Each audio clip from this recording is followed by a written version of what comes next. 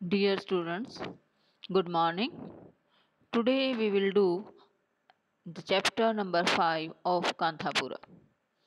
In chapter number 5, as it is clear from the first line, the Skeffington Coffee Estate, कि ये जो chapter है, this is about Skeffington Coffee Estate.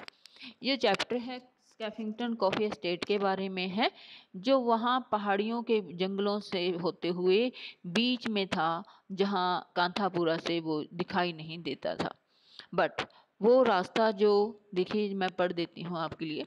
The Scaffington coffee estate rises beyond the Babbur mount over the Bears Hill and hanging over Tipur and Subur and Kanthur, it swings round the Elephant Valley and the rising to shoulder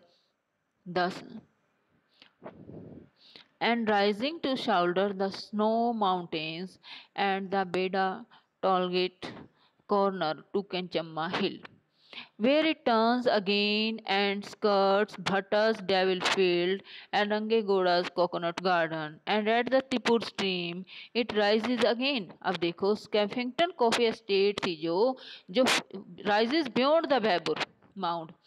अब बैबुर mount से परे over the beer hills, जो beer हिल ये नाम है, beer बैबुर, वो तिपुर और सुपुर और कांथूर वहाँ और एलिफेंट वैली जो है, and rising to the shoulder the snow, जो स्नो माउंटेन्स था, भेड़ा टोलगेट कॉर्नर है जो चम्मा हिल का, वेर इट टर्न्स अगेन, वहाँ से भी वो वहाँ मुड़ जाता था, एंड स्कर्ट्स भट्टास डेविल, और भट्ट के जो डेविल शैतान कहा गया भट्ट को, उसके खेत, रंगेगौड़ा का जो कोकोनट गार्डन था, तिपुर नदी थी जो rises again and is low stem is the jungle, growth of the Horse Head hill.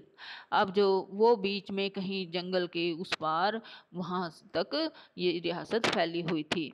Nobody knows how large it is और व्हेन इट वाज फाउंडेड, कितना बड़ा है रियासत, स्कैफिंगटन कॉफी एस्टेट का जो रियासत है वो कितना बड़ा है और कितनी कहाँ तक फैला हुआ, और ये कब शुरू हुआ, कब इसकी स्थापना हुई थी, किसी को नहीं पता था।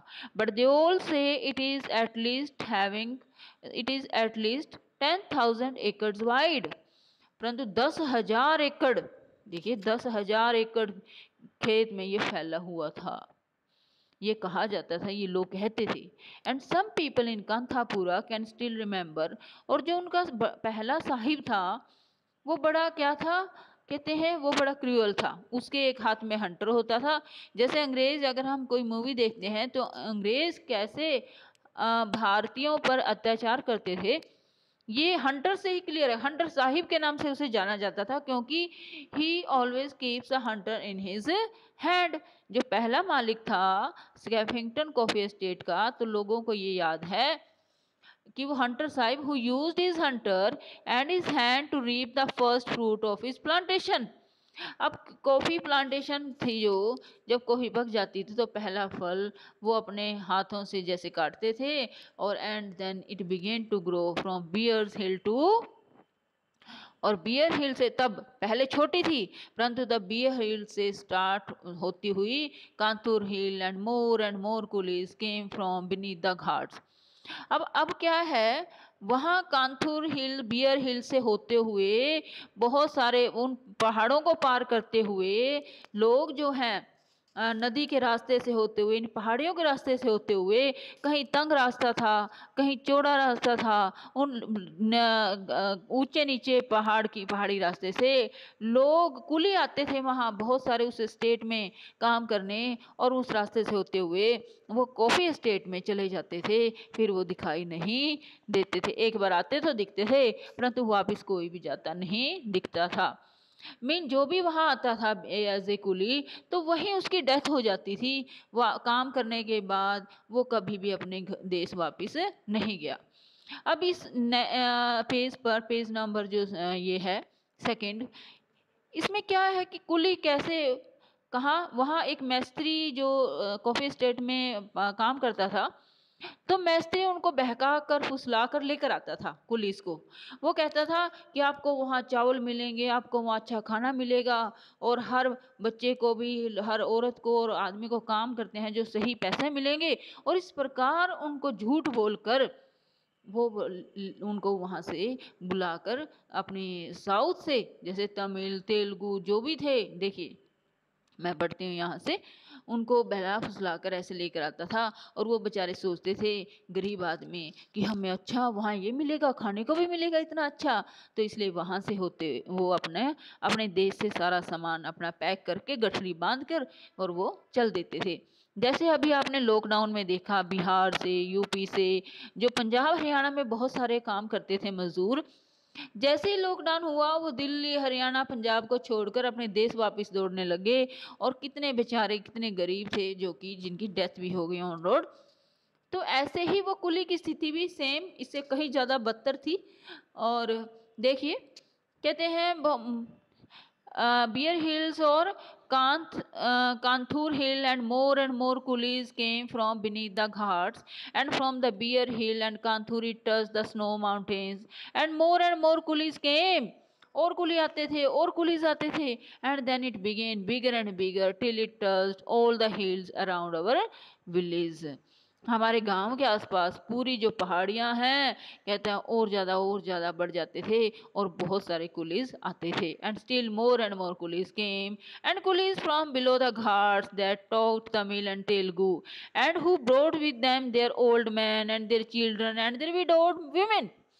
Armies of coolies marched past the Kenchamma temple, half naked, starving, spitting, weeping, vomiting, coughing, shivering, quacking, shouting, mourning. Coolies after coolies passed by the Kenchamma temple, the mastery before them, while the children clung to their mother's breasts. देखो कितनी दयनीय miserable condition यहाँ बताई गई है police की, कि वो पुलिस इन घाट से होते हुए पूरे गांव में पहाड़ियों पर कुली ही कुली नजर आते थे।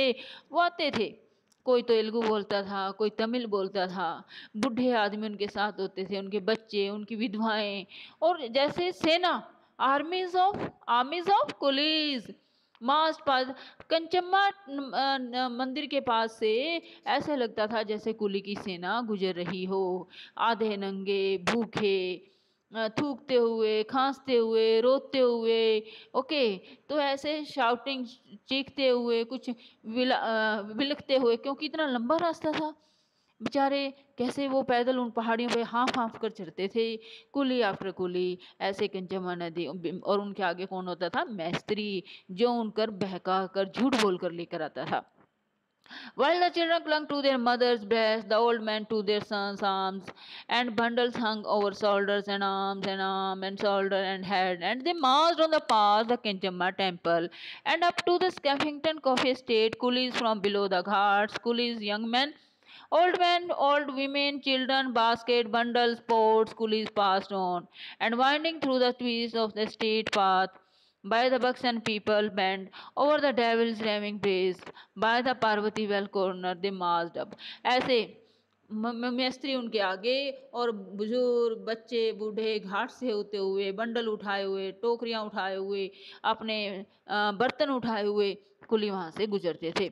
अगर कोई बच्चा रोता था तो देखिए आगे एक वर्ड है जो मदर कहती है, देखिए कहते हैं they marched up the mastery before them, the mastery that had been gone to their village, and to the village to next to their village, and to their village next to that, and that is far away, a day's journey by road and a night's journey by train, and a day again it again, and then along the Godavari banks by the road and by the lane and by the footpath, then there he came। and ये मतलब मैस्त्री एक दिन की journey road से और एक दिन की ट्रेन से करके उनको एक गांव से कहीं किस दूसरे गांव से, अनेक गांवों से उनको इकट्ठे करके लेकर आता था, और मैस्त्री उनके आगे होता था। और वो क्या कहता था? और तब वो बेचारे इन गोदावरी नदी से किनारों से होते हुए, bye the road, by the lane, by the footpath, वो गलियां, वो सड़कें, वो फुटपाथ पार करते हुए, then he came and offered a 4 anna bit for a man and a 2 anna bit for a woman। वो उन्होंने कहते ऑफर की उन्होंने मैस्त्री उनको कहता था कि 4 अन्ना आदमी के लिए, 2 अन्ना औरत को काम के लिए दिए जाएंगे। And they all said is there rice there, and he said, अब वहां जब जाता था वो कहता था कि 4 अन्ना मैं आदमी को दूंगा काम करने के लिए, 2 अन्ना औरत को काम करने के लिए। और अच्छा फिर वो पूछते थे अच्छा वहां चावल है? And he said there is nothing but rice around us, और कुछ नहीं, वहां चावल ही चावल है चारों तरफ। And they all said that is a fine country, for here year after year we have had neither rain nor canal water and our masters have left for the city। फिर वो बेचारे कहते थे यहाँ हमारे पास कितने सालों से ना तो बारिश होती है, ना ही नहर का पानी है, और हमारे मालिक तो खेत छोड़कर शहरों में चले गए। And so he gave them a white rupee for each, and they said, हर एक को इस प्रकार वो 1 रुपया दे देता था, और कहते थे वो, और वो क्या कहते थे, this is a very fine man, ये तो बहुत अच्छा आदमी है। And they all assembled at night, और सारी रात को इकट्ठे होते।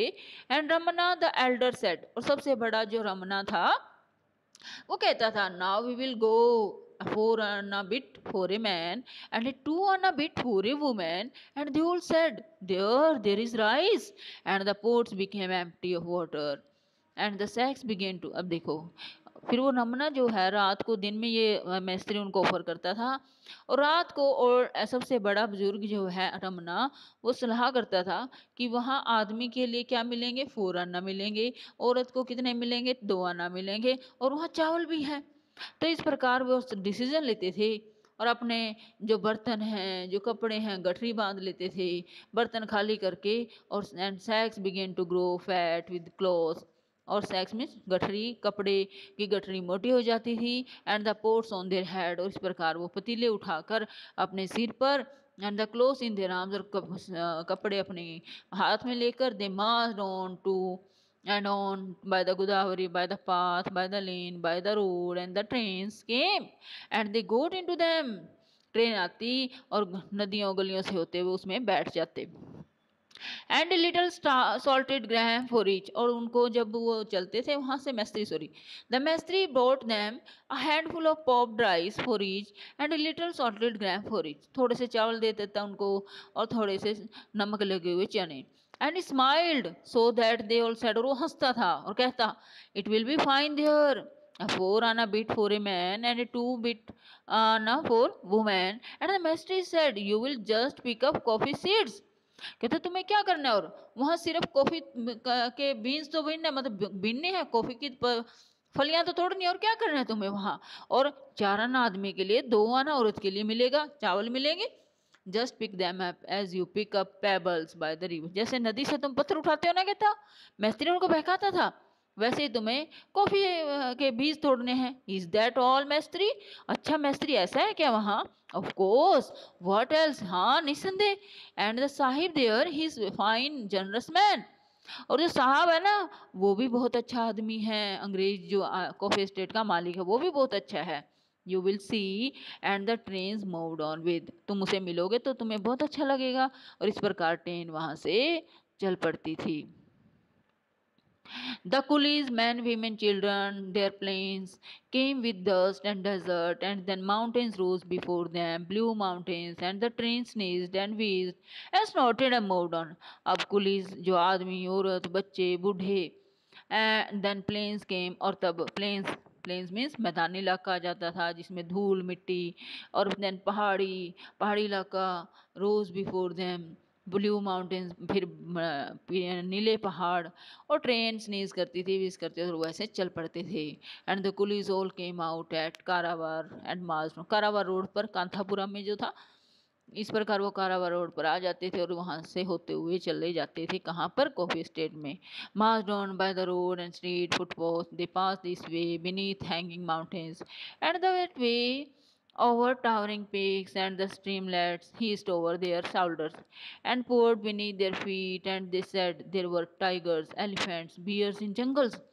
And when the children cried, the mother said, अब वहाँ उनके जंगलों, सांपों, मतलब बहुत सारे जंगल में, ये भी कहा जाता है कि बहुत सारे कोबराज भी थे उस जंगलों में जहाँ पर कॉफी स्टेट था। तो इस जंगल में कहा जाता है चीते, हाथी, जंगली इलाके से होते हुए, और जब वो बच्चे रोते थे, मदर क्या कहती थी? I shall leave you here with tigers but if you don't cry, I shall take you over the mountains. जब मैदानी इलाके में कांथापुरा से में से गुजरते थे तो मदर, अगर बच्चे रोते तो कहती मैं यहाँ जंगल है ना जो, इसमें छोड़ दूंगी तुम्हें, और अगर तुम नहीं रहोगे तो मैं तुम्हें ऊपर ले जाऊंगी पहाड़ों पर। I shall take you over the mountains where you can have milk like water, जहाँ पर तुम्हें दूध मिलेगा पानी की तरह, मतलब पानी की जगह भी दूध पी सकते, इतना अच्छा है वहाँ, just like water. And the child stopped crying, and the nearer they came, the harder became the road. अब जैसे जैसे वो कॉफी स्टेट के पास पहुंचते, रास्ता और ज़्यादा मुश्किल हो जाता, क्योंकि तंग गलियाँ, पहाड़ी इलाका, और मैस्त्री, और पहले तो मैस्त्री बहुत मीठा बोलता था, अब कैसा हो गया है, जैसे ही कॉफी स्टेट के पास पहुंचने लगे, द स्टीफर द मैस्त्री, जैसे जैसे वो अपने कॉफी स्टेट के पास पहुंचने लगे, मैस्त्री का रवैया कठोर हो गया। And when they came the harder became the road and the stiffer the maistry. And when they had all passed by the Kanchamma hill, the young men, old women, children, mothers, the maestri stood at the back. And when they had all passed by the state entrance one by one, he banged the gate behind him, and they all walked up kuli after kuli, they walked up to the Skeffington बंगला। अब जैसे ही वो स्कैफिंगटन coffee estate पहुंचे तो मैस्त्री उनके पीछे हो गया, और उन्होंने जैसे ही एंटर किया सभी लोगों ने, मैस्त्री ने स्कैफिंगटन बंगला का दरवाज़ा बंद कर दिया। तो नेक्स्ट वीडियो में हम आगे इस चैप्टर नंबर 5 ही करेंगे, again about the Skeffington coffee estate. तो watch this video and try to understand the chapter. Thank you.